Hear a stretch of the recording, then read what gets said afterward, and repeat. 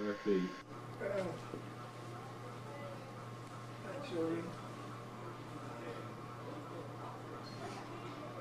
I don't know how much longer I'm going to live. It'll be 2 months or 2 years. When I leave this life, I'm going to have to give a person a priesthood interview. My Savior. And he's going to ask about you. I just wanted to be interested in what you thought I have to say about you when I have that interview with the Savior. So, and they're definitely going to start with sin. Well, I guess that about me, you should say that you were, I guess about all of us, that you were always a wonderful provider. We never did without much of anything, and we never did without anything we needed, and even a lot of the stuff we wanted, we never did without. And then, as far as I'm concerned, I said this to a lot of my friends, that nobody's ever going to find the perfect man because my mom got the only one there was. And it's true, there's not anybody, I don't think there's any, I've never met anybody as spiritual, as loving, as hardworking as you. And even when I was not doing all the things that I knew I should be doing, I was able to come back to what I was supposed to be doing, and I have always been able to, for a lot of years, I kind of leaned on your testimony and knew that, and I never doubted what you had taught me. Even when I didn't do what I was supposed to, I always knew. And I do have a testimony that the church is true and of eternal families, and I am so grateful that you and Mom did all that you did to teach us, and not only just tell us what we need to do, but you've always been such wonderful examples of how to live Christ-like lives. Y'all are both of you are the most unselfish, loving people that I know, and I've just every day I thank Heavenly Father that I was put into this family to be with you guys. And I say that in the name of Jesus Christ.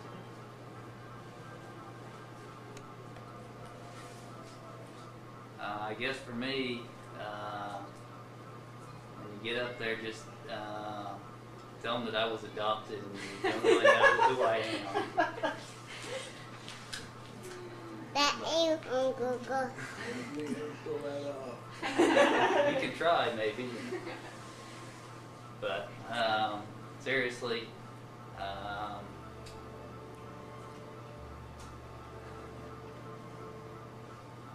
when you have to stand and give an accounting of your family,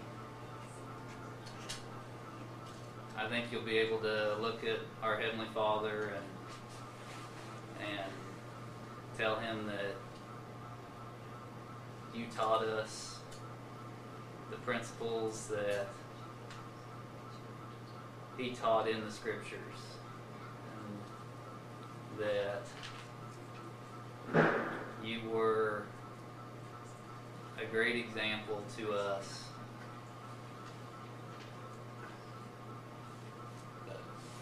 And that you lived your life in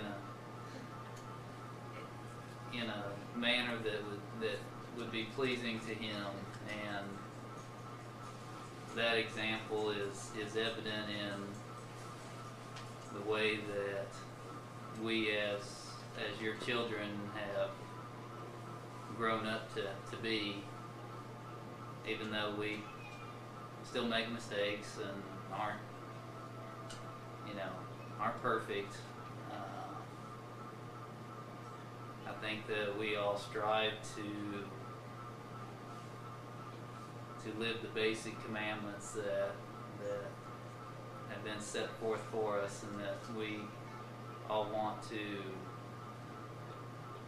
return back and live with Him because of your example for us. And that you showed us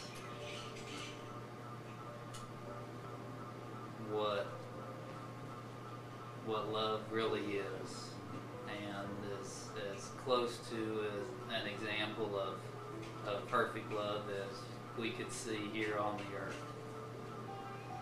And I think that's what you'll be able to say, and you'll be able to look at our Heavenly Father and tell Him.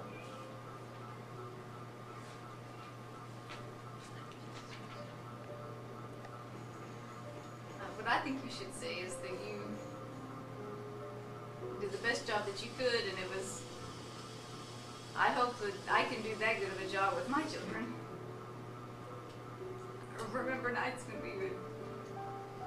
when you'd come to say prayers, and you'd go to each one of us to help us say our prayers, and you'd take turns laying with us in our bed, and keep one foot on the floor hoping to stay awake, but that would never work. As tired as you were, but you'd always spend time with each one of us, and let us know that you loved us and made us feel very special.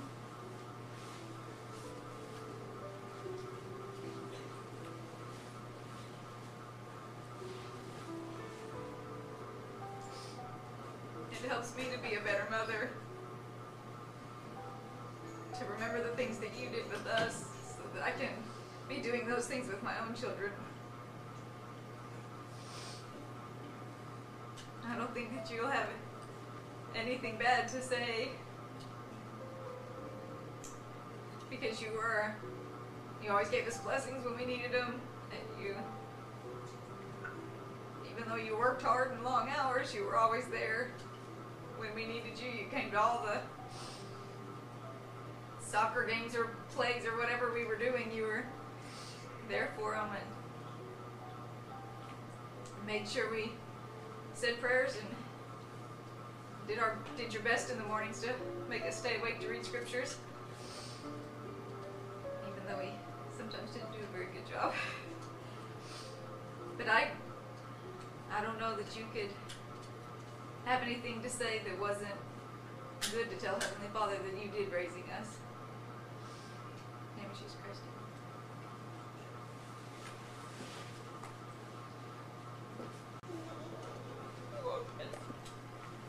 Well, one of the things that I remember about how you treated me anyway, I'm sure you probably did it to everybody else, but whenever you came home from work, you'd always give me a big hug and a kiss and tell me that you loved me.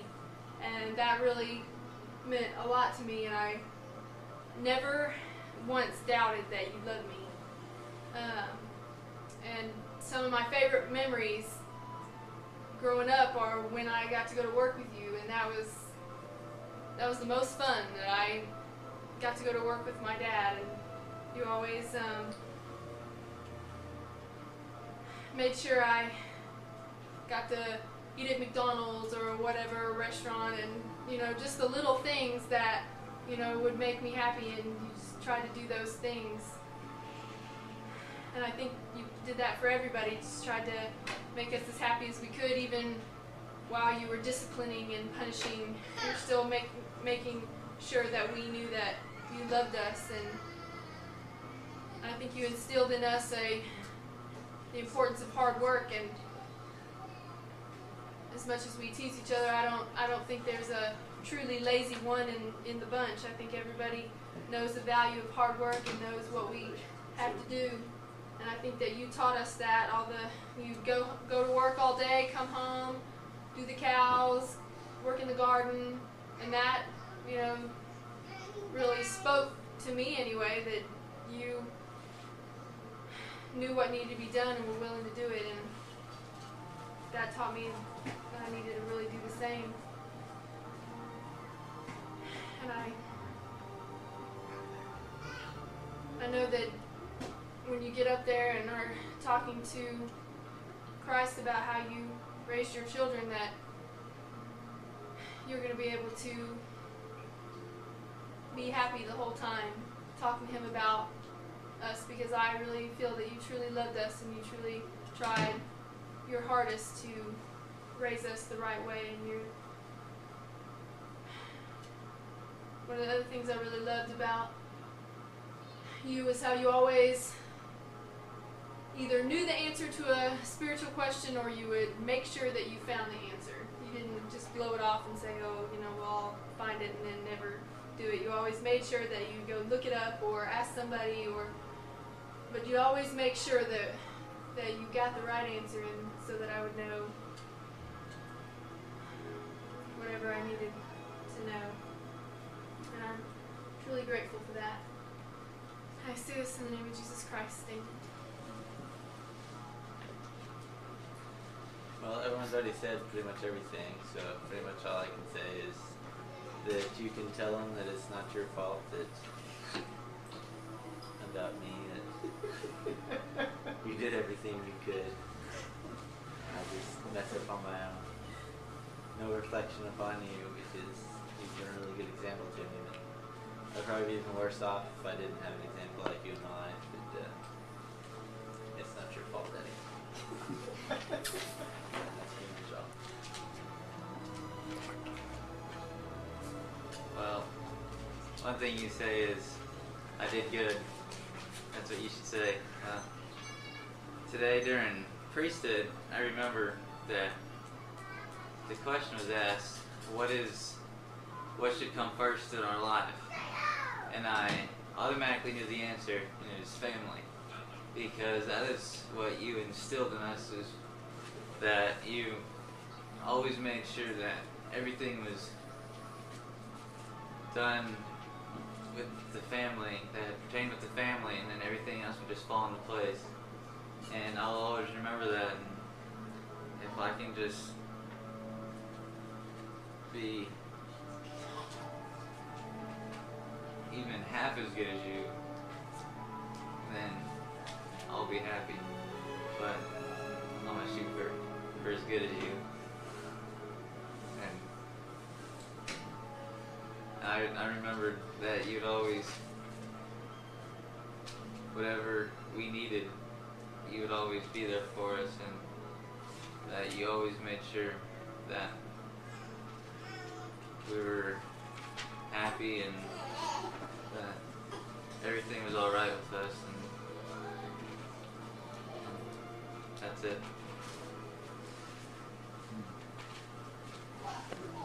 Mary used to tell me a story. Only she didn't tell me a story. She told me part of the story was